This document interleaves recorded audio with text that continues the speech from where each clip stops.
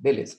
Então vamos começar lá de vez, né? O que eu tenho que levantar a respeito da cefaleia? Como sempre, a definição, tá? É fácil. Ah, cefaleia é dor de cabeça. Define para mim cefaleia. Cefaleia é dor de cabeça. Ah, legal. E aí? Como assim? É dor no dente? É dor de garganta? É dor de ouvido? Estão entendendo? É uma sinusite? Então não posso só jogar assim, cefaleia é uma dor de cabeça, tá? Então eu preciso excluir, né, essas dores que eu comentei para vocês também, tá? Vou aceitando o pessoal aqui ainda. Então, é o mal-estar, né, aquela sensação desagradável, né, a nível da calota cranial, que a gente vai ver daqui a pouquinho, né, a afetação das meninges e etc, certo? Onde a gente tem que excluir, certo?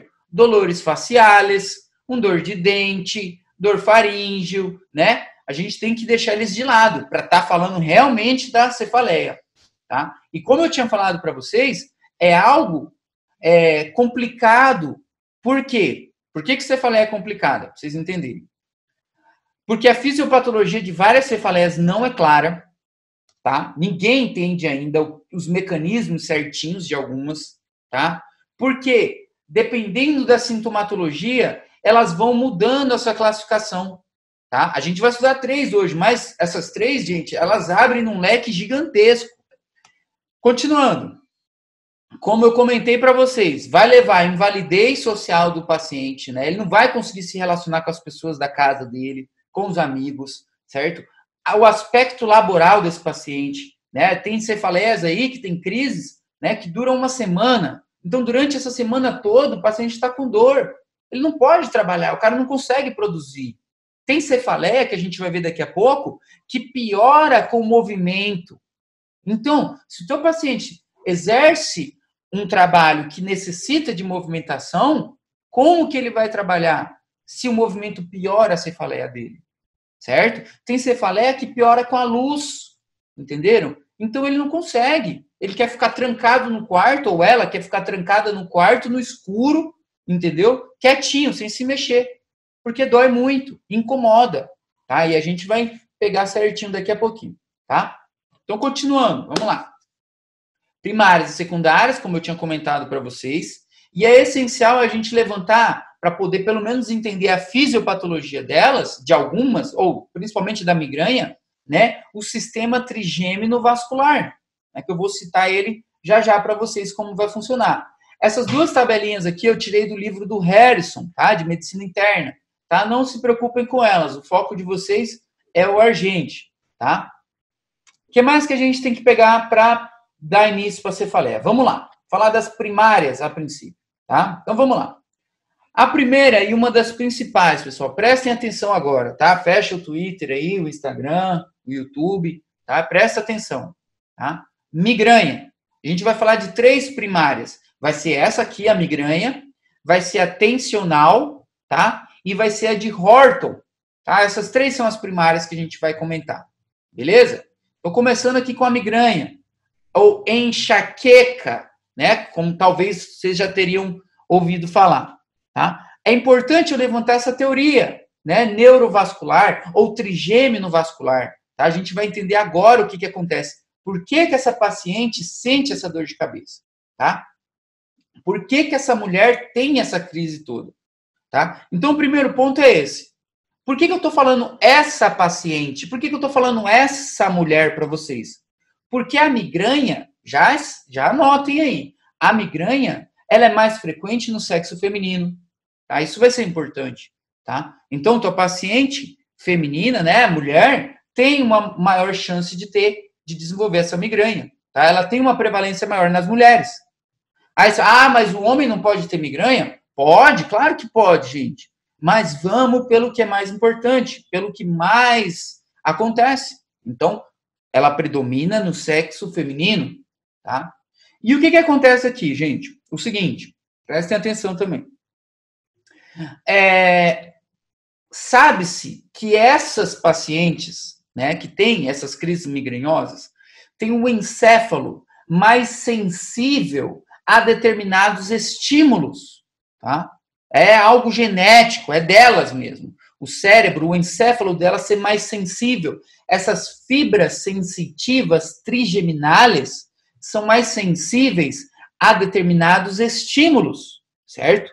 Ambientais ou sensitivos. Ah, mas que estímulo é esse? Por exemplo, é ridículo, né? Parece ridículo, tá?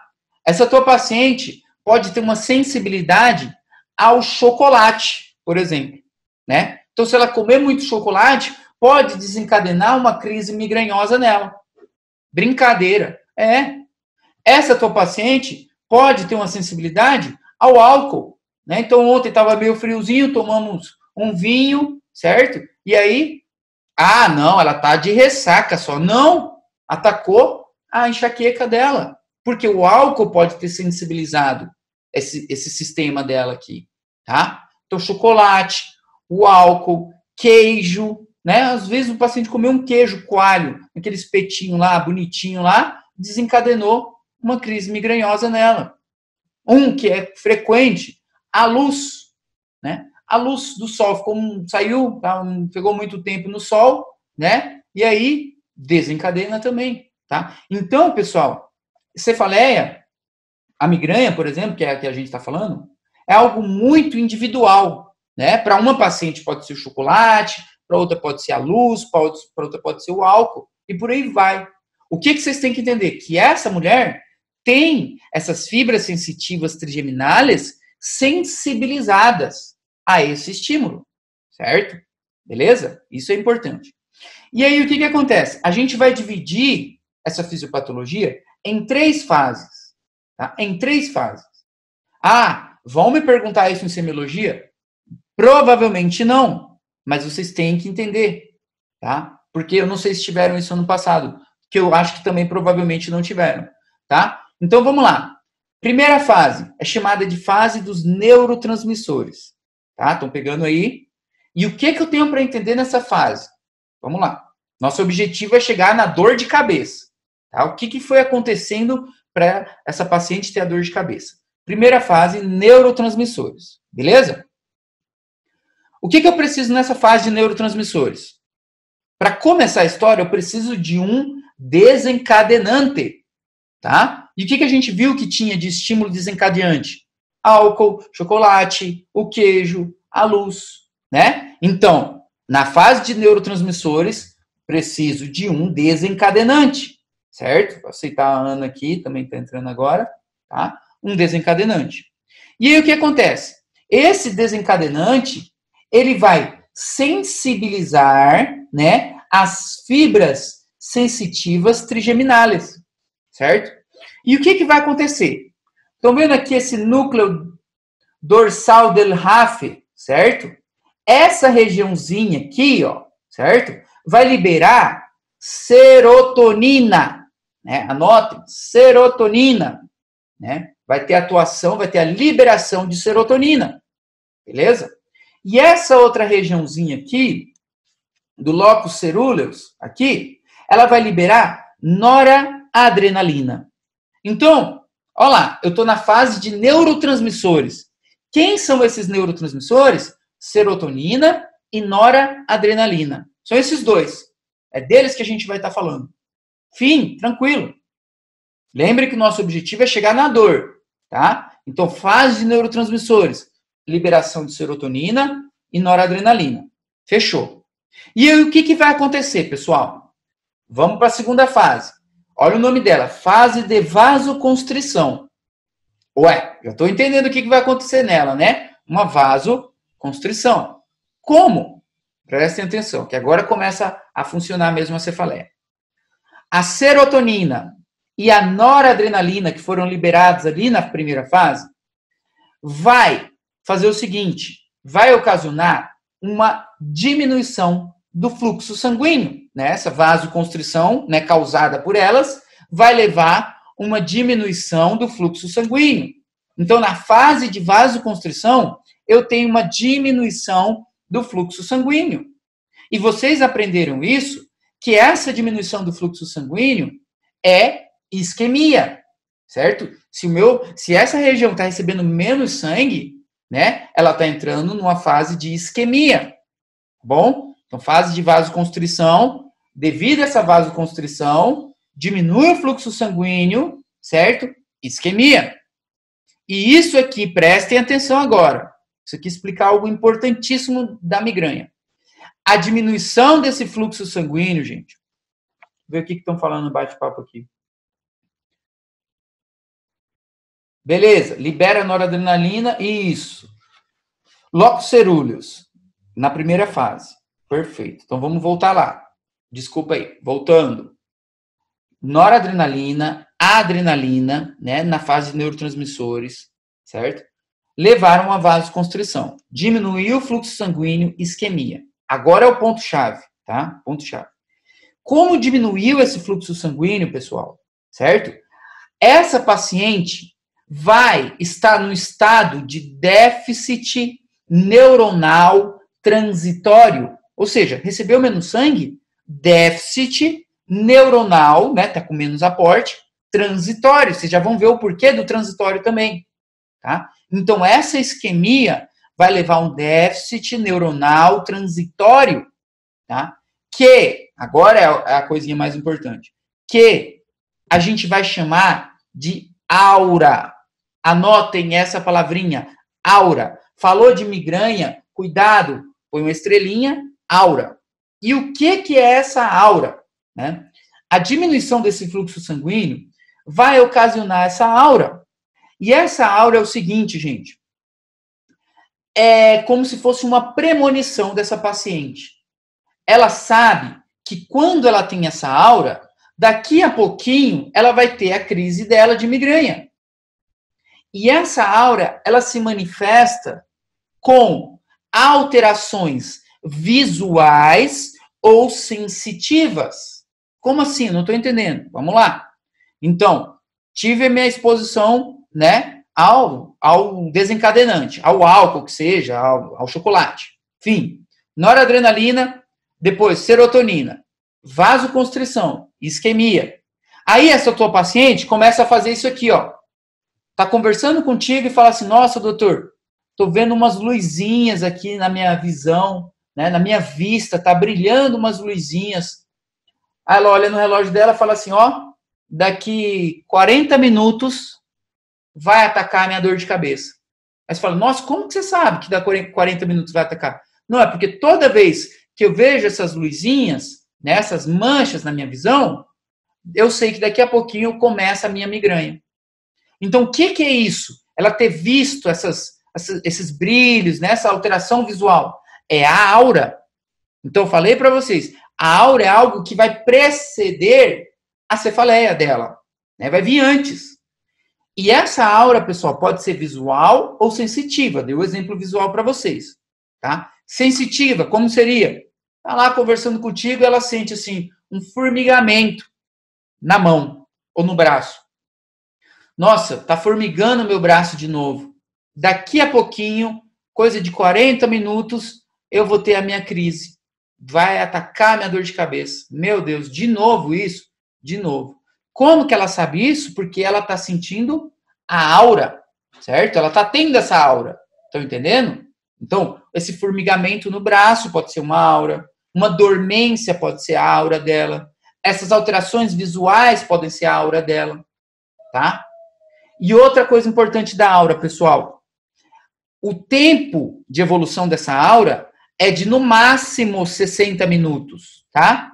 Sempre vai ser assim, de 5 a 60 minutos, no máximo. Então, é assim, ó. Ela vai ter essa sensação e ela sabe que daqui, no máximo, 1 hora, ela vai ter a dor de cabeça dela. Por isso que no exemplo que eu dei visual, eu falei meia hora e falei 40 minutos.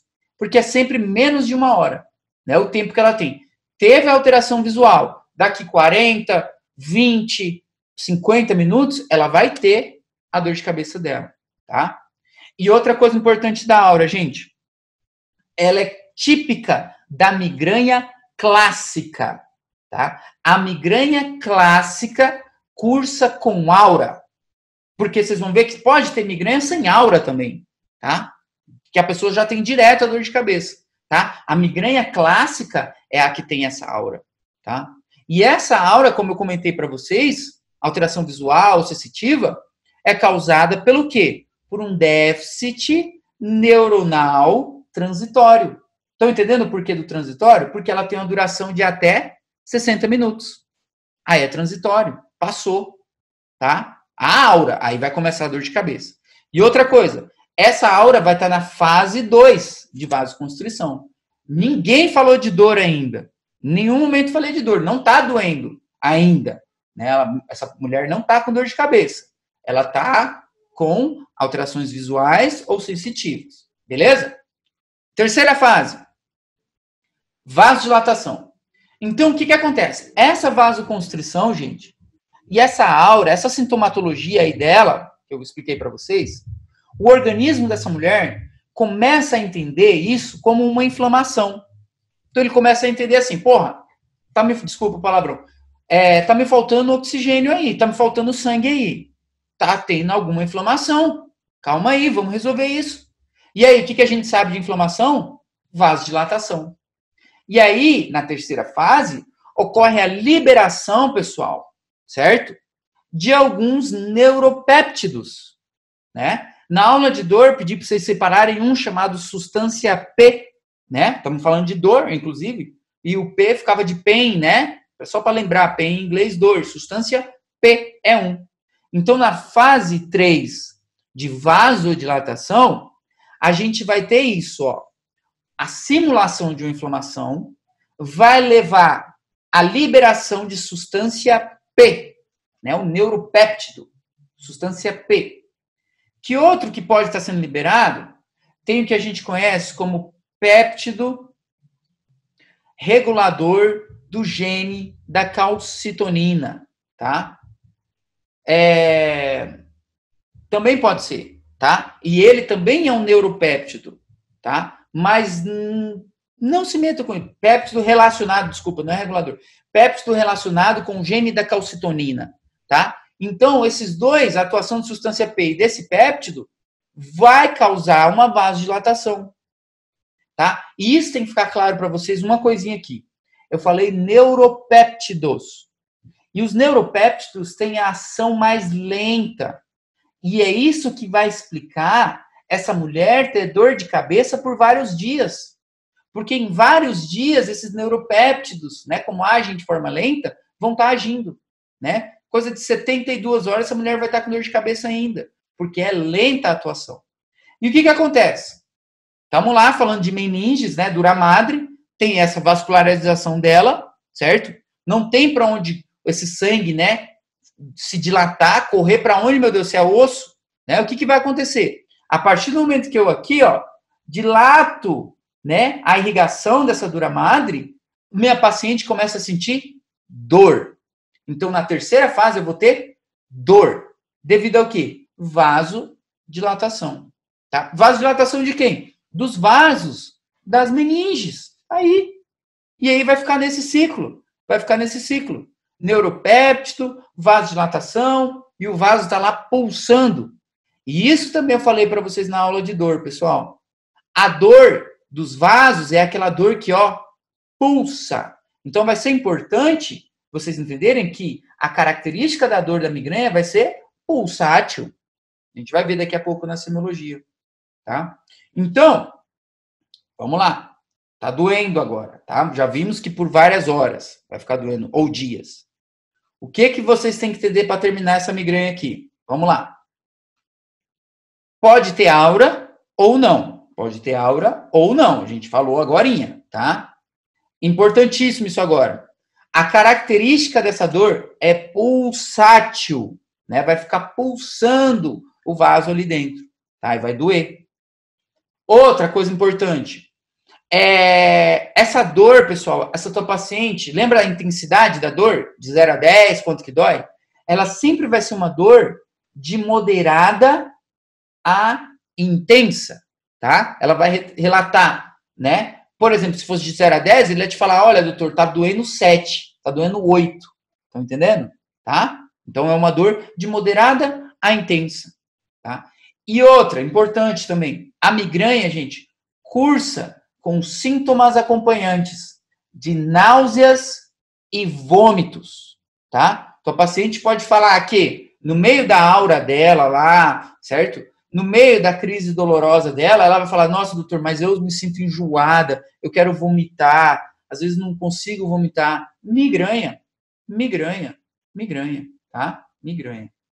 E o último, mais importante, ela também está acompanhada de fotofobia. Essa paciente, a luz incomoda muito ela, piora a dor dela. Então, eu falei para vocês agorinha, né, que ia ter paciente que ia querer ficar trancado no quarto, quietinha, né, no escuro. É essa, típica da migrânia. Tá? Ela quer ficar quieta, porque o movimento também piora a dor dela, no escuro, porque a luz piora a dor dela também.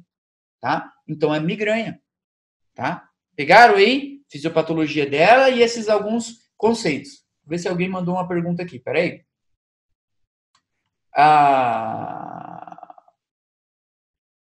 Beleza. Fábio, beleza. Poderia repetir, por favor, Janina? Migrânia pode ser um motivo de consulta ou já é um diagnóstico? Massa, vamos responder aqui. Janina, não sei que parte você quer que eu repita, mas eu repito, avisa depois. A Raquel perguntou se pode ser um motivo de consulta. Pode, gente, com certeza. No caso da migrânia, né, como eu tinha falado no começo da aula, a dor de cabeça em si, ela vai vir acompanhando uma patologia, certo? O motivo de consulta do teu paciente vai ser, vamos supor, vômitos. Tá com muitos vômitos, né? Esse é o motivo de consulta. E aí, na tua anamnese, você pergunta se tem algum síntoma acompanhante desse vômito, e aí ele fala, não, doutor, também tenho dor de cabeça. Tá, aí tá como síntoma acompanhante. Agora, o que a Raquel perguntou aí, se pode ser um motivo de consulta, com certeza, essa paciente com migrânia, por isso que a gente estuda ela separado, vai ser o motivo de consulta dela. Essa mulher aqui vai chegar para você consultando por dor de cabeça. E aí a gente vai aprender hoje, durante essa anamnese, encaminhar ela para um quadro de migrânia. Nesse caso de cefaleias primárias, que são essas que a gente está desenvolvendo, essas vão ser motivos de consulta. Por isso que são essas que a gente vai estudar mais a fundo, tá? A fase de vasodilatação, vamos repetir rapidão, tá? A gente vai para frente. Em toda a fase de vasodilatação aconteceu o seguinte, né? Aquela simulação da inflamação, certo? Devido àquela isquemia, vai mandar o quê? Que ocorra a liberação de neuropéptidos, tá? Então a gente tem lá substância P, tá? Que é a da dor mesmo, tá? Que vai levar a uma vasodilatação, beleza? E a vasodilatação desses vasos ali da dura madre vai ocasionar na tua paciente uma dor do tipo pulsátil. E aí vai doer. Na terceira fase é a fase que dói muito, incomoda bastante ela, tá? Beleza, continuando. Então aqui a gente tem, né, o desenho. Esse desenho eu coloquei no slide aí, não tá à toa, tá? Provavelmente vocês estão vendo aí duas mulheres, estão vendo, né? Duas mulheres, porque é para o sexo feminino, né? Naquela parte de anamnese, levantamento dos dados personais, no começo do ano, vocês não davam muita atenção, né? O pessoal, tipo, ficava debochando, eu não tenho que pôr. Tem que pôr, gente. Olha a importância desse dado personal. O sexo feminino. Estamos encaminhando ela para a migrânia. E prestem atenção nas duas fotos, gente. Olha a mão dela. A mão dela na de cima, tá? Tá aqui, ó. Certo? E a mão dela na de baixo, mas olha o vermelhinho ali na mão dela, ó. Tá aqui, certo? O que que indica essas duas fotos que eu coloquei para vocês? Que a migrânia, isso aqui é importantíssimo também, ela é unilateral. Dói só desse lado, por exemplo. Ou vai doer só do outro lado. Por isso que ela tá com a mão só de um lado, tá? Que a gente vai ver daqui a pouco que a outra cefaleia, ela é holocraneal. A migrânia, unilateral. Só de um lado. Vocês também podem se referir a ela como afetação de um hemicrâneo, tá? Migrânia. Olha as características que a gente já está montando. Sexo feminino, unilateral, certo? Idade. O livro traz, né? O Harrison mesmo comenta que a migrânia vem ali após a fase da adolescência, né? Ela pode aparecer. Ou a gente traz com essa idade aí de 20 a 30 anos, né? Pode aparecer. Foi uma dúvida da aula passada. Uma aluna perguntou, falou assim, tem uma amiga minha que tem 42 anos e ela tem migrânia. eu acho que essa idade não é só para jovem. Calma, gente, calma. A gente vai aprender o que perguntar para o paciente, tá? Uma paciente com 42 anos pode ter migrânia? Claro que pode ter, certo? Só que eu quero que vocês entendam o seguinte, nessa tua paciente de 42 anos, que tem a migrânia, que foi o que ela falou para mim, pra gente, a tua primeira pergunta para essa paciente seria essa, ó. Quando foi a primeira crise? Né? Ela tem 42 anos, beleza. Mas quando que começou essa migrânia? Ah, doutor, começou quando eu tinha 21 anos. Opa, tá dentro do jogo. Estão entendendo? Então, a aparição dessa migrânia tá ali, ó, de 20 a 30 anos. Claro que teu paciente pode ter com 40 e poucos anos. Mas a tua primeira pergunta, a nível da anamnese, vai ser essa. Quando foi a primeira crise? Para a gente poder entender que cefaleia a gente está buscando, tá? Outra, migrânia, tendência familiar, é importante. Agora, tem uma pequena controvérsia aqui na literatura do Argente aí. Talvez tenha sido um erro de tradução, tá? O Argente traz que ela tem uma duração entre 48 e 72 horas. Tá lá no texto, tá? E lá no final do capítulo tem uma tabelinha que está falando que a duração dela é de 4 a 72 horas, tá? Eu sempre estudei ela com esse valor de 4 a 72 horas. A migrânia pode ter uma duração de 4 a 72 horas, tá? Vão por essa duração. A do Harrison também é 4 a 72 horas. Então, vão por essa. Talvez essa 48 tenha sido um errozinho, tá? Então, duração da migrânia de 4 a 72 horas. Perfeito? Unilateral, né? Um único hemicrânio. A intensidade que a gente falou, né? Que era de moderada a severa, isso é importante. E eu falo uma coisa para vocês. Vocês precisam voltar na aula de dor. Vocês precisam estar sabendo dor certinho, tanto para semiologia médica quanto para semiologia cirúrgica, né? Porque o tal do Alicia Freduzame não é só chegar e jogar, tá? Por mais que seja dor de cabeça aqui, vai ter uma coisinha ou outra diferente. E o Alicia Freduzame tem que estar na ponta da língua. Síntoma acompanhante dessa migrânia: vômitos, náuseas, fotofóbia, sonofóbia, que é o som também pode desencadenar, né? Pode piorar, né? Sonofóbia, ela não quer ficar, ela quer silêncio, tá? A aura, não esqueçam que a migrânia é a que cursa com a aura, né? E a aura a gente viu que é visual ou sensitiva, isso é importante também, beleza? Outra coisa, o movimento, eu tinha comentado, né? O movimento também piora esse quadro de migrânia. Próximo, as outras vão ser mais rápidas, pessoal. Migrânia, que é dado um pouco mais de atenção, porque ela é bem específica. Atencional vai ser facinha, tá? De novo, vamos voltar lá para as fotos do slide. Estão vendo lá? Uma mulher em cima, um homem embaixo. Estão entendendo? Uma mulher em cima, um homem embaixo. Quer dizer o quê? Atencional, ela é para ambos os sexos, né? Pode ter afetação do sexo feminino e pode ter afetação do sexo masculino. Não tem um predomínio no sexo, é atencional.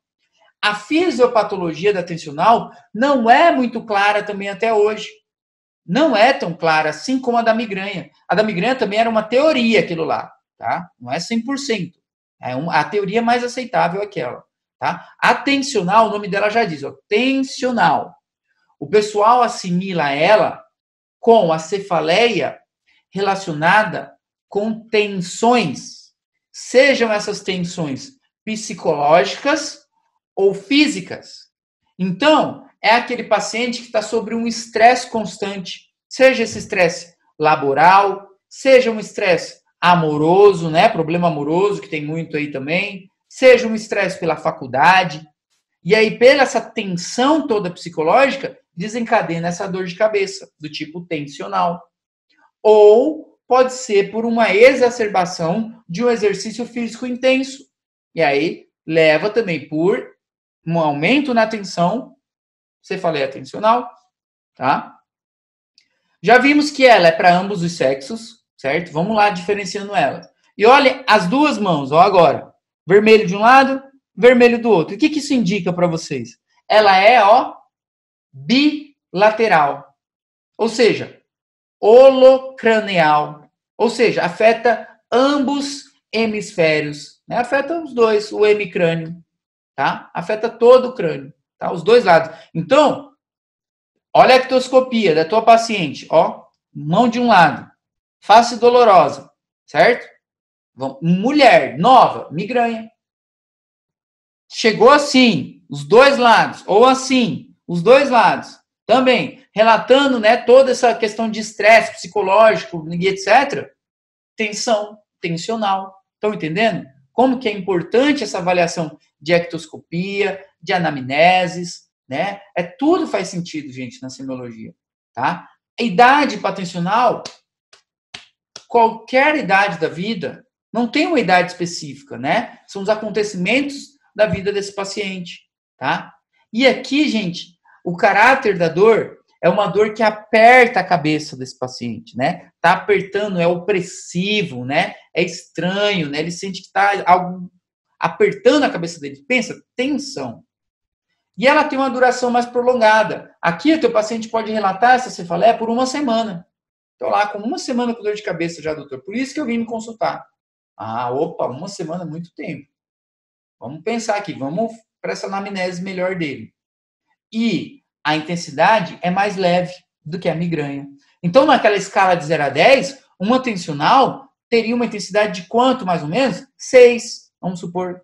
5, vamos supor. Então, é de leve a moderada, tá? De leve a moderada. A migraña, a gente viu que era de moderada a uma intensidade mais severa, tá? Olhem essas diferenças, pessoal, tá? Essa daqui, com exercício, tá? Não vai mudar nada. Se a pessoa tá com dor de cabeça e se mexer, fazer alguma coisa, não muda, não piora, tá? Não tem agravamento por atividade física. Importante, isso aqui é um detalhezinho importante, tá? Importante. Essa daqui pode ter, em pequenos casos, fotofóbia também. Então, pode ser uma pegadinha numa possível prova. Falar, as cefaleias que cursam com fotofóbia, a tensional cursa também, né? Em menor quantidade, mas pode ter fotofóbia, né?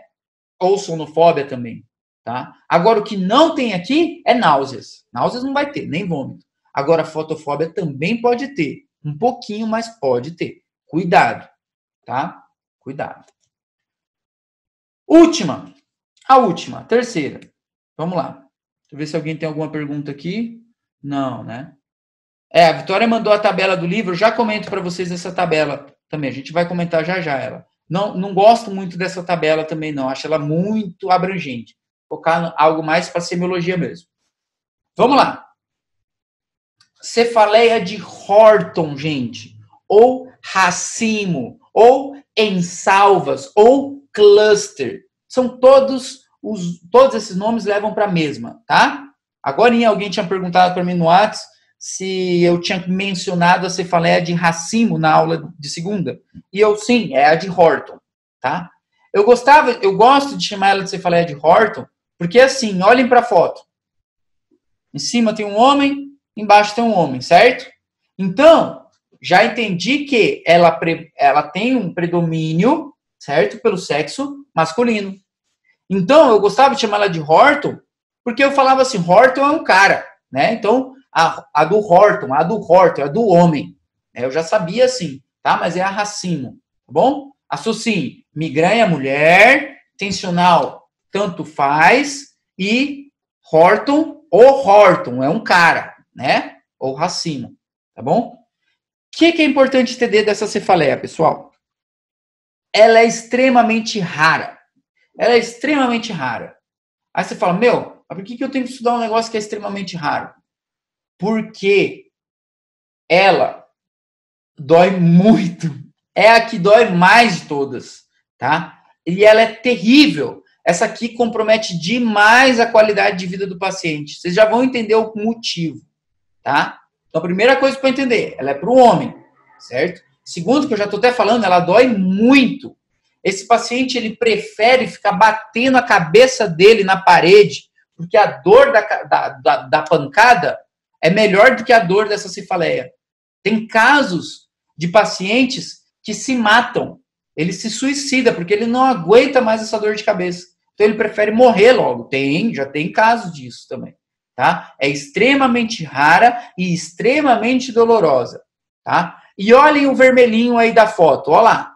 Né? Vamos entender onde que dói, né? Então, ó, tá ali na região, né, orbitária desse paciente, né? Então, estamos ali falando de uma região ali próximo, né, ao olho, né, logo atrás do olho, né? É aí que vai doer, né? É aí que ele vai se relatar. O paciente vai vir assim, né? Pelo amor de Deus, tira isso da minha cabeça que eu não aguento mais, tá? E é importante sempre que vocês falarem, gente. Vocês têm sempre dois olhos. Cuidado, semiologia, vocês têm que falar de que lado vocês estão falando, sempre. É algo bem detalhado. Vocês não podem jogar sempre assim, ó. Tipo assim, paciente com dor na região supraorbitária. E aí? Direita ou esquerda? Estão entendendo? Direita ou esquerda? Então, vocês têm que falar sempre, né? De que lado que está doendo, tá? Cuidado com isso, tá? Tem sempre. Ainda mais patologia torácica, que a gente tem que sempre dividir no hemitórax afeto. Né? Nesse caso aqui, tá de um lado só também. Beleza? O que a gente levanta de importante? Idade. Agora vem o pulo. Idade. Prestem atenção nisso aqui também, o pessoal confunde muito. Esse paciente, pessoal, tem a aparição dessa cefaleia de Horton quando ele faz em torno de 20 anos de idade, certo? 20 anos de idade ela aparece, certo? E essa dor vai desaparecer quando ele fizer em torno de 65 anos de idade. O que muita gente confunde e acha assim, que a cefaleia de Horton, ela pode ser ou com 20 anos ou com 65. Não, não. Essa aqui é a pior de todas. Ela vai desde 20 até 65. Então, imagina o teu paciente com isso, fica com essa dor por 45 anos da vida dele. Entenderam isso? Então, a idade dela é de 20 a 65 anos, né? Tem um tempo prolongadíssimo de dor de cabeça, de um ataque, de uma dor explosiva, que vocês já vão ver que ela é terrível, tá? O que mais que a gente levanta para ela? A fisiopatologia da cefaleia de Horton não é bem conhecida também, tá? Tem influência genética, tem alterações de genes, etc. Mas não é certa. O que se sabe ao certo, hoje em dia, é que ela é estacional e ela cursa com o ritmo circadiano desse paciente, tá? Onde ela tem predomínio por aparição em períodos do dia que tem baixa luminosidade. Ou seja, então ela aparece mais à noite. Isso é o que a gente sabe. Não sabe o porquê certinho ainda, mas se sabe que ela tem relação com o ritmo circadiano e se exacerba mais durante a noite, tá?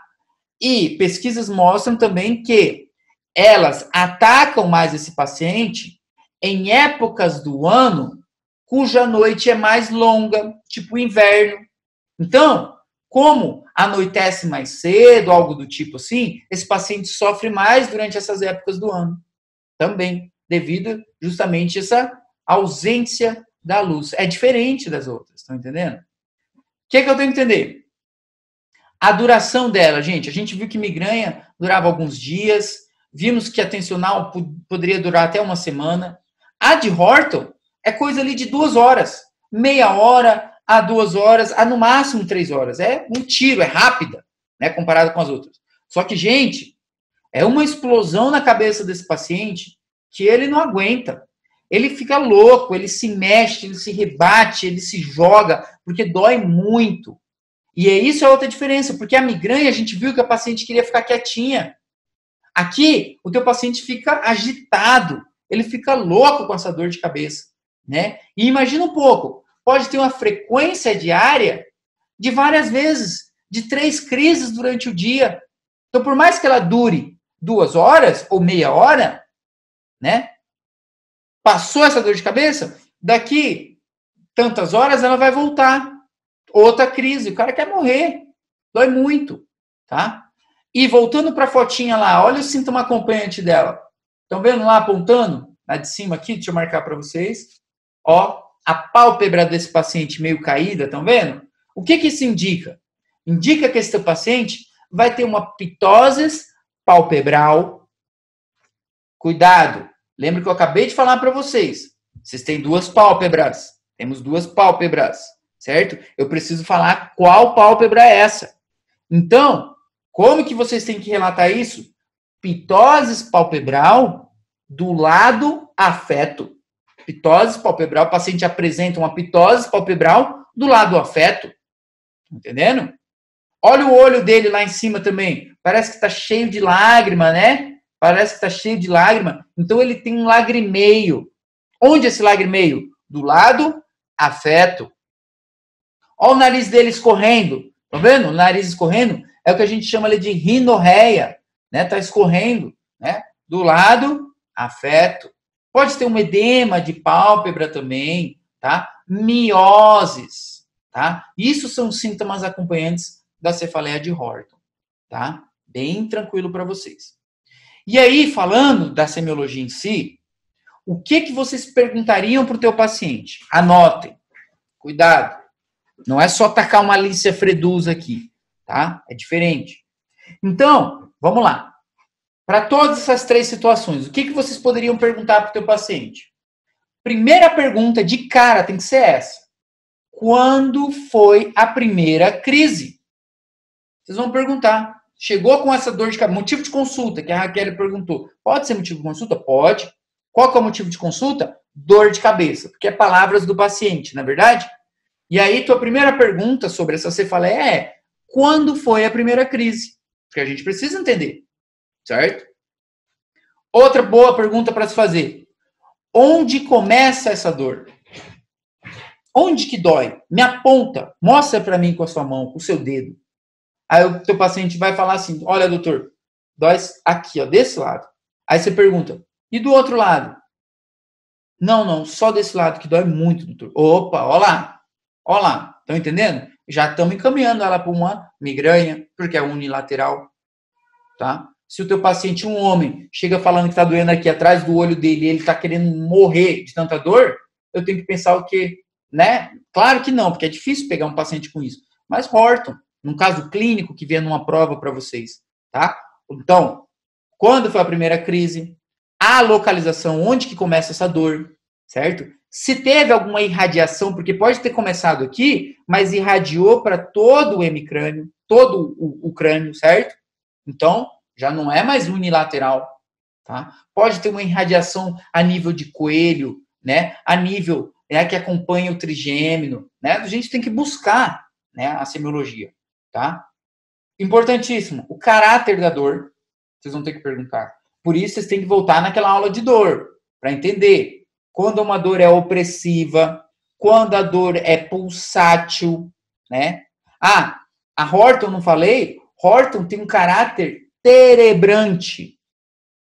Aí que tá, não voltei na aula de dor de segunda passada, eu não sei o que é o terebrante. O que eu vou fazer? Terebrante, gente, imagina como se fosse uma broca. Uma broca, seja essa broca do dentista, uma broca. É uma dor terebrante. O cara com Horton tem essa dor da broca dentro da cabeça dele. Imagina só. Como que dói isso? Tá? Terebrante. Teu paciente pode acusar uma dor pontada, explosiva, né? Vocês têm que estudar os caráteres de dor para poder entender, tá? Outra coisa importante para perguntar: se tem algum precipitante dessa dor. O que seria o precipitante? Você vai perguntar lá assim: tem algo que acontece, que faz com que essa dor aconteça? Por exemplo, a exposição à luz. Aí o teu paciente fala assim: doutor, eu torrei no sol hoje, fui pagar uma conta e fiquei numa fila o dia inteiro no sol. Opa, precipitante, a luz intensa. Estão entendendo? Esse precipitante, gente, pode ser comida, tá? Pode ser comida, uma comida apimentada, que seja. O exemplo da migrânia que eu dei para vocês, chocolate, queijo, etc. Tá? Isso aqui eu estou falando de uma forma geral para vocês. Um que não pode faltar para vocês, gente, é ridículo, e acontece, tá? O consumo de álcool. Vocês têm que perguntar para o teu paciente. Ele pode estar consultando por dor de cabeça e realmente pode ser uma dor de cabeça da ressaca. Então você vai perguntar: mas Se o senhor bebeu, o que está acontecendo? Teve algo que o senhor fez? Sim, enchi a cara ontem, né? Acabou, graças a Deus, inventaram a cura aí do coronavírus, né? Então eu fui comemorar e tô mal. Tô mal, tomei muita corona, tô com dor de cabeça. Né? Então eu tenho que perguntar isso, né? O consumo de algum fármaco, o estresse, né? Acabamos de falar, eu preciso perguntar para o meu paciente, né? Se ele está sofrendo algum estresse emocional, seja com a faculdade, seja com o trabalho, a parte amorosa, lembrando, claro, com cuidado para fazer esse tipo de pergunta, né? Respeitando o pudor do paciente, tá? Outra pergunta que vocês podem fazer na anamnese é a frequência dessa dor e duração, né? Com certeza tem que perguntar, né? A irradiação já falei, agravante. O que agrava a sua dor? Vocês vão perguntar. Tem algo que piora a sua dor, senhor? Aí ele vai te falar, tem o movimento.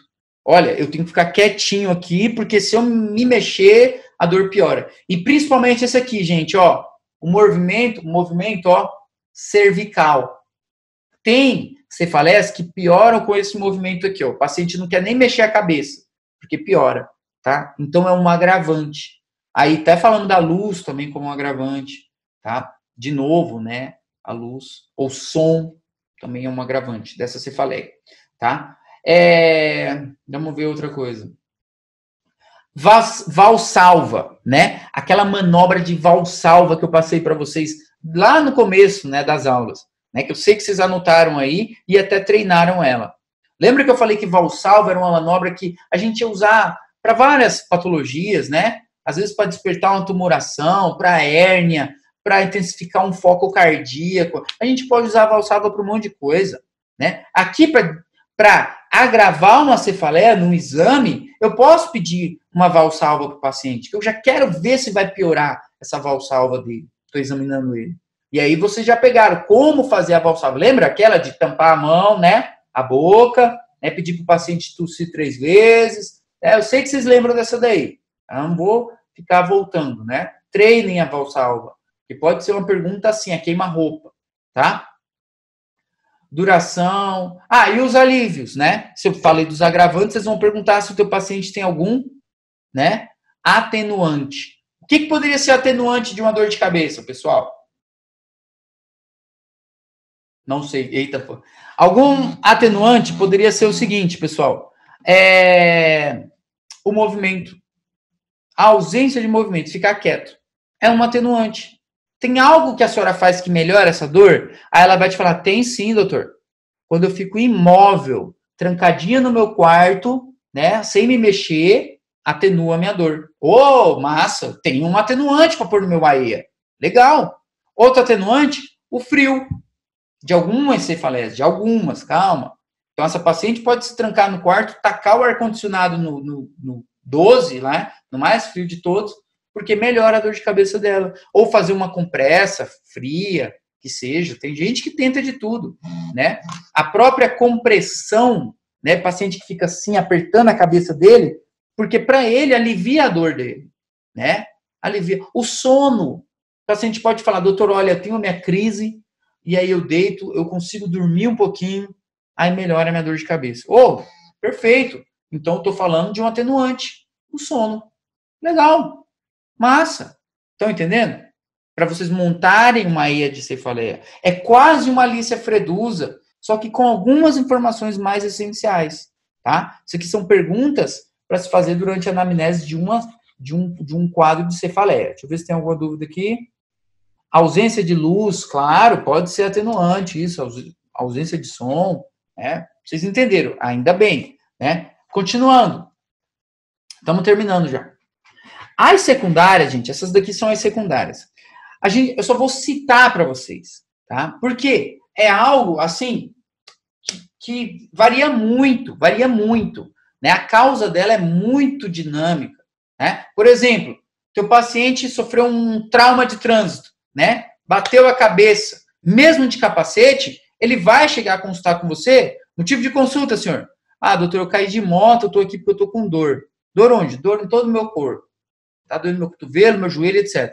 Legal. E aí você vai vendo, tô com dor de cabeça também, eu acho que é porque eu bati a minha cabeça. Então, essa é uma cefaleia? É uma dor de cabeça. Então, a cefaleia é o quê? Secundária. Secundária. Causa externa, foi o trauma. Né? E graças a Deus ele estava de capacete, na verdade. Tá? Então, a gente tem isso. E isso eu estou falando de algo extracraneal, né? Uma pancada. Macete para vocês, gente, para parte de neuro, depois quando a gente estudar. Falou de afetação intracraneal, certo? Afetação de par cranial, né? Afetação de síndromes piramidais, extrapiramidais, etc. Guardem essas duas causas, tá? Guardem essas duas causas. Tumor e hemorragia. Tumor e hemorragia. Eu não sei a resposta, eu não sei o que causa isso. E aí você responde, doutor, pode ser causado por uma tumoração ou uma hemorragia. Pronto, resolvi. Não preciso falar de onde veio essa hemorragia, nem que tumor é esse, mas alguma coisa está causando, né? Então, uma cefaleia por lesão intracranial, por quê? Por hemorragia. Então, esse sangue não tem para onde ir, começa a comprimir estruturas adjacentes, dói a cabeça. Que tipo é? Secundária. Secundária aqui, há uma hemorragia. Estão entendendo? É bem tranquilo, tá? Vamos ver outro. Pós-traumática, já falei. Cefaleia ocular, gente. É essa daí. Vocês já viram que vocês, que eu sei que estudam pra caramba, né? Fica estudando a noite inteira. E aí você fala assim, nossa, cara, já tá doendo minha cabeça, eu não tô mais rendendo. Né? Essa dor de cabeça é de tanto forçar. Eu tô fixando a minha leitura, certo? E aí daqui a pouco desperta uma dor de cabeça, certo? Então essa é a dor de cabeça de vocês, de tanto ler, na maioria das vezes, tá? De sinusites, né? Tem várias. Essa aqui a gente estudou ano passado em anatopato, né? A arterites da temporal, né? Pode ter um síntoma como uma cefaleia, né? O paciente podia até ficar cego algumas vezes, né? Vocês lembram dela? Legal. A cefaleia por atividade sexual, né? Tem que cuidar, né? Sempre já ouviram falar aquele migué, né? Da mulher ou do cara falar que não quer hoje porque tá com dor de cabeça, né? Isso daí tem que tomar cuidado. E às vezes pode ser só migué. Mas nesse caso aqui da aula, tem mesmo, né? Então, alguns pacientes podem manifestar uma cefaleia, né? Logo após o orgasmo, durante o orgasmo ou um pouco antes, né? E aí a gente chama de cefaleia por atividade sexual, né? A gente pode, né? Uma cefaleia muito intensa, né? Uma bem opressiva, tá? Pode ocorrer, né? Como pode ocorrer também aquele migué, né? Tem que ficar esperto aí, né? Cefaleia por exercício, o paciente fez um exercício muito intenso, foi lá no crossfit dela, sei lá onde, e aí cansou demais, correu muito, despertou uma dor de cabeça. Descansa, né? A reposição, né? Com um Gatorade que seja, daqui a pouquinho já melhora, né? Eu chamo a atenção para vocês esse quadro aqui, gente, ó, do Argente, tá? Que são signos de alarme dessa cefaleia. Eu tenho que cuidar dessas cefaleias, claro. Lembra, no começo da aula eu falei, a gente não pode menosprezar a cefaleia do teu paciente. E tem alguns signos que esse paciente vai manifestar para mim que eu vou buscar um exame mais detalhado desse paciente. Como, por exemplo, uma tomografia, né, uma ressonância, né? E o que seriam esses signos? Tá? Isso aqui é importante, gente. Cuidado. Tá? Tô avisando para vocês. Separem uns 3, 4 para vocês saberem. Um é facinho e parece bobo. É o seguinte, gente. É quando o paciente relata que essa é a pior dor da vida dele. Então ele te fala assim, doutor, é o seguinte, essa daqui é a pior dor que eu senti na minha vida. Nunca senti algo assim. Peraí, pelo amor de Deus. Então o médico, o examinador tem que, signo de alarme. Isso daí não é pouca coisa não, porque eu não vou menosprezar a dor do meu paciente, certo? Outro, esse falhou aí, outro. O que a gente tem que levantar? O estado migranhoso do teu paciente, né?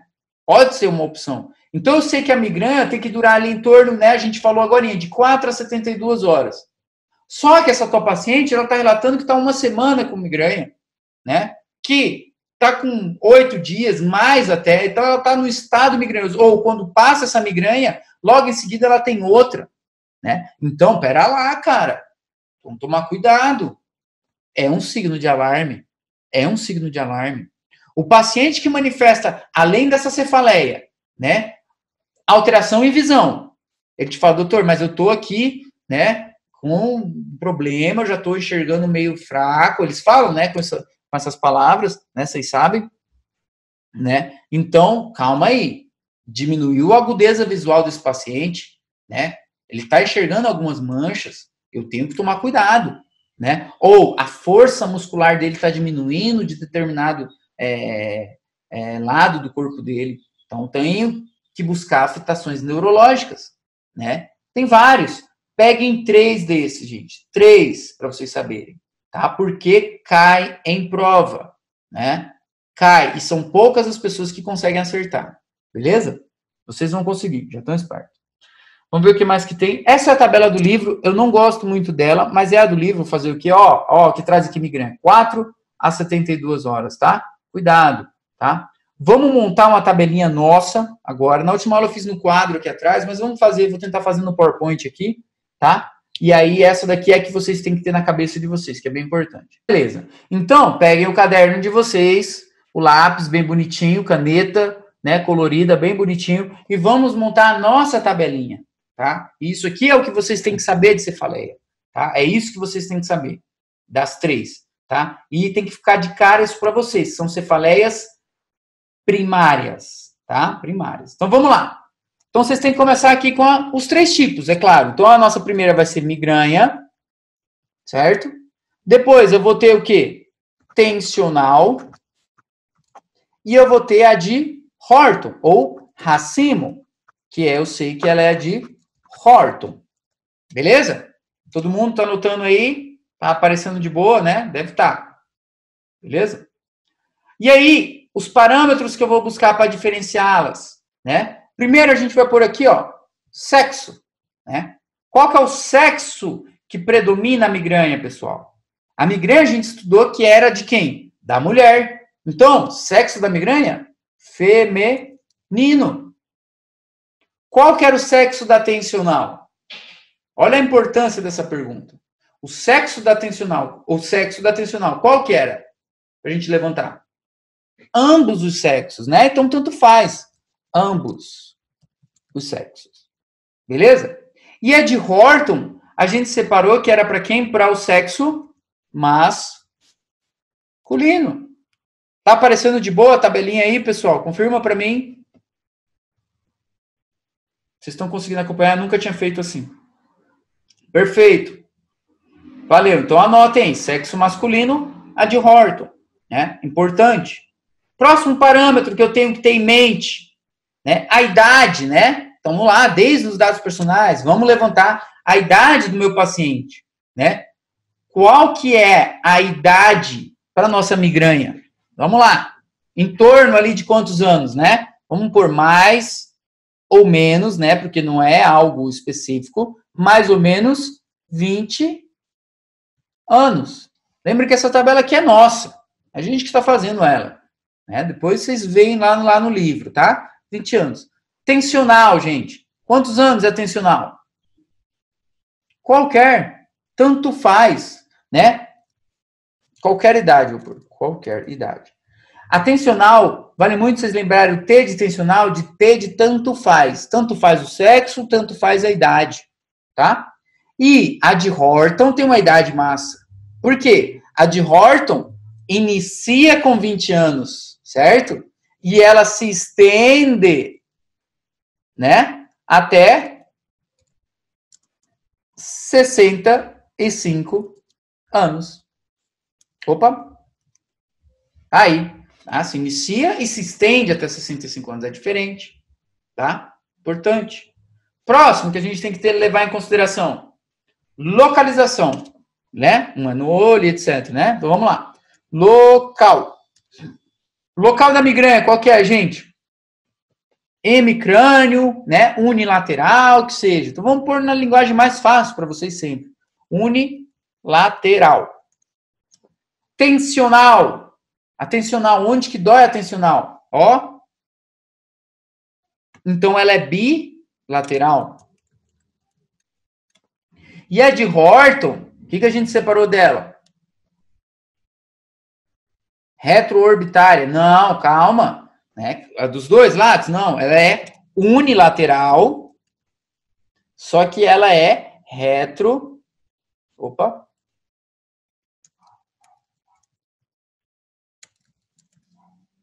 Retroorbitário. Tá aí. Atrás do olho. Né? Podia escrever aqui. Eu vou escrever unilateral e vou escrever olho, tá? Vocês vão lembrar. Orro. Pronto. Aí vocês vão lembrar. Mais fácil. Outra característica importante. Vamos levantar. Vamos ver. Pode ser... duração. Duração. Migranha, qual que era a duração da migranha? De 4 a 72 horas. Tensional, 30 minutos até 7 dias. Caraca, pode doer uma semana doendo. E a de Horton tinha aquela duração mais curta, né? Mas só que ela é paulada, né? 30 minutos até em torno de 180 minutos. Horton. É bem curtinha a duração dela. Estão vendo que numa semiologia, olha só como são todas diferentes, pessoal. Tá? São características importantíssimas. Já vamos chegar no caráter da dor. Vamos lá. Pode ser, vamos falar. A Kelly falou caráter da dor. Vamos lá. Caráter. Qual que é o caráter da dor da migranha, gente? Vamos levar para uma dor pulsátil, né? Pulsátil. Pulsátil. Beleza? Atencional. Qual que era a dor dela? Era opressiva. Né? Que aperta, tensão. Né? Ai, meu Deus, não aguento. E a de Horton era aquele caráter terebrante, da broca. Né? Não esqueça. É um nome difícil de lembrar. Terebrante. Né? Outro. Vamos levantar frequência, porque eu sei que frequência é uma dúvida, ninguém lembra da frequência. Frequência, gente, vocês não treinaram ainda o Alicia Fredusa, né? Mas vocês vão ver que frequência leva a muita dúvida. Guardem como frequência, gente, o seguinte, é ritmo da dor, tá? Ritmo e periodicidade. Ritmo e período dessa dor, tá? A migranha tem algum ritmo? Tem algum período? Tem alguma coisa? Não, é variável. Uma frequência variável. Vai depender do desencadenante, né? Foi o que a gente viu, né, da exposição. Atencional. O que vamos levantar da atencional de frequência, né? Também, pessoal, é variável. Porque é devido a um estresse. Então, não tem fala assim, eu me estresso mais pela manhã, então minha frequência é matinal. Não, varia de cada paciente. Aí aqui que eu queria chegar para falar para vocês de frequência. Horton tem uma frequência, né? Você até comentado ali do aspecto, né, da parte estacional dela, né? Então, Horton, ela tem uma frequência seguinte, gente.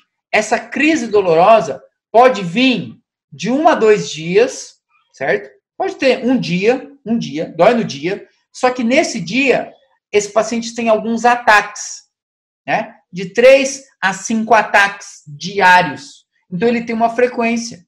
Doeu 1, doeu 2, doeu 3. Ele tem um ritmo de dor, de aparição. Tem um período, que a gente ainda falou que o período era mais noturno. Estão entendendo? Então, aqui a gente poderia falar um ataque, uma crise, certo? Não, um dia, desculpa, de 5 ataques, vamos por 5 crises barra dia. Tá? E o paciente pode ter uma frequência de 5 vezes por dia. Entenderam agora a frequência? 5 vezes por dia o teu paciente pode te falar. Né? Essa é a nossa frequência. Vocês têm que treinar dor, porque pode vir uma prova para vocês, às vezes, um caso clínico, e para vocês tirarem essas informações do caso clínico. Tá? Então, quando falar de tantas vezes por dia, frequência, tá? Próximo. O que mais que a gente pode falar? Falamos qualidade, falamos tudo. Agravantes. O que agrava essa dor? Agravantes. Migranha. O que pode agravar a migranha, gente? Falamos já. O que piora a migranha? O que agrava a migranha? O que a paciente migranhosa não consegue fazer direito? Né? O que piora? Atividades físicas. Atividades físicas. Vamos ver o que alguém respondeu. Movimentos. A Janina falou movimentos, né? Atividades físicas. Movimentos, né? E a tensional, né? Qual que é o agravamento da tensional em relação a alguma atividade física? Não, não tem. Não, né? Não agrava por atividade física. Então, ela não tem relação. Até porque ela é leve, então o cara ainda consegue trabalhar direitinho. Tá de boa. E a de Horton, pelo amor de Deus, gente, ela já tá agravada. Ela já tá, o cara tá ferrado. Né? O que pode agravar a Horton é ele pular de uma janela e se matar. Ele morreu logo, aí agravou de vez. Tá? Mas não tem nada. A crise dela é explosiva, ela já chega arrebentando com tudo. Tá? E é até curta. Então, não tem agravante ali pra gente mencionar. Tá? E se eu falei agravante, seria interessante a gente falar algum atenuante, né? Mas a gente viu que os atenuantes vai ser aquele, né? A falta de luz, né? A gente vai estar falando mais em torno do síntoma acompanhante, né? O atenuante, né? O movimento, né? Se o que agrava é a atividade física, o que atenua? Fica parado. Não tem nem o que discutir. Um que faltou. Ninguém lembrou de comentar aí. Intensidade. Intensidade. Como que a gente ia fazer a tabela e não pôr intensidade? Qual que é a intensidade da migrânia? Migrânia tem intensidade moderada a severa. Né? Então, a migrânia tem uma intensidade ou ela é moderada ou ela pode ser ainda severa, né? De 0 a 10, vamos falar que ela tem 8. Né? Dói bastante migrânia, incapacita a paciente. Né? A tensional, qual que é a intensidade dela? De leve a moderada. De leve a moderada. Vai doer, dói também. De 0 a 10 doeria o quê? Um 6, um 5, um 4, mas está ali pelo meio. Né? Eu tenho que ter essa noção. E a de Horton, gente, a intensidade da de Horton, o que vocês imaginam? Se é muito intensa, se é intensa. De 0 a 10, pessoal, a intensidade de Horton é 90. Né? É tipo assim, meu Deus, 50. De 0 a 10, 50. Não. Então, a gente precisa pôr um termo. Então, o termo seria, ela tem uma intensidade excruciante. Né? Dói demais. Né? Claro que de 0 a 10 seria 10. Muito intensa. Né? Ou excruciante. A de Horton. Tá? Dói muito. Dói muito. Né? Vamos pôr a última coisinha aqui importante. O que mais que a gente falaria? Vamos falar de sintomas acompanhantes. Sintomas acompanhantes. Sintomas acompanhantes. Migrânia. Não pode esquecer desse, hein, gente? Náuseas. Barra, claro, vômitos. Né? Sintomas acompanhantes. Certo? Outro sintoma acompanhante, né? Já que a gente vai terminar, vamos pôr aqui fotofobia barra sonofobia, né? Tá aí, sintoma acompanhante da migrânia, né? Da migrânia. Tensional. O que a gente fala de sintoma acompanhante da tensional? Importante, dado negativo de valor, né? Como eu comentei para vocês. Aqui tem um dado negativo de valor. O paciente nega o quê? Nega náuseas. Na tensional, ele não tem náuseas. Então, eu comentei isso para vocês, eu sei que é bem confuso de entender o dado negativo de valor, tá? Então, quando for um dado que o teu paciente nega um síntoma, esse dado tem valor. Nesse caso, nega náuseas. Então, ele não tem náuseas, tá? E se não tem náuseas, não vai ter vômito, tá bom? E aí, o que vamos pôr de sintoma acompanhante da tensional, então? Vamos pôr uma pequena fotofóbia. Pronto. Só para a gente ter alguma coisa aí nela, né? Pequena fotofóbia. Não esqueça de falar pequena fotofóbia. E a de Horton tem vários sintomas acompanhantes. Por exemplo, vamos lá. Ó, lembra da pálpebra? Pitoses palpebral. Não esqueçam, do lado afeto. Teu paciente pode ter mioses também, do lado afeto, né? Rinorreia, lembra da foto, o nariz escorrendo? Rinorreia, tá? O lagrimeio, né? Lacrimeio. Tudo sintoma acompanhante da de Horton, tá? De Horton. Acho até legal aqui, mas não seria um agravante. Aqui que eu falei para vocês da atividade física, ó, a migrânia agrava por atividade física, lembra? Mas a tensional não tem relação. A Horton, o paciente, muito pelo contrário, ele fica agitadíssimo, né? Em Horton, ele tá louco, ele quer pular, ele quer se jogar, ele não aguenta a dor da cabeça dele, tá? Então, Horton também, com atividade ou sem, não muda, né? Ele até fica muito agitado, tá? Não se esqueçam disso. E coloquem no resumo de vocês aí, eu não vou escrever aqui, tá? Coloquem no resumo de vocês, abram um coraçãozinho, um asteriscozinho aqui do lado da migrânia, pequenininho, que seja, escreve assim, aura. E escrevam aura, porque ela é a que pode cursar com aura. A migrânia, né, a clássica, né, que a gente comentou, pode cursar com uma aura. Tá? Então escrevam do lado da migrânia, bem pequenininho ali, aura, certo?